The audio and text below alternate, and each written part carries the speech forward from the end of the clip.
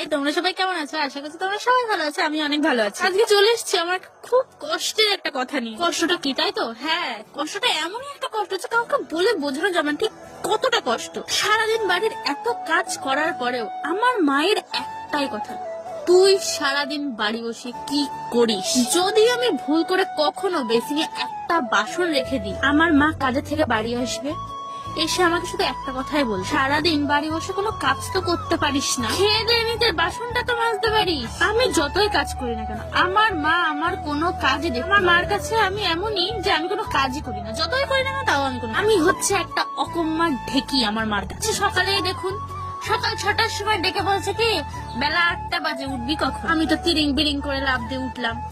তারপর ফোনটা হাতে নিয়ে দেখি কি সবে 6টা বাজে। মা কাজে যাওয়ার আগে একটা ডায়লগ দিয়ে গেল, বাড়ি এসে যেন দেখি সব কাজ কম। আমার ভিডিওটা যদি ভালো লাগে প্লিজ সাবস্ক্রাইব করে দেবেন। আজকের মতো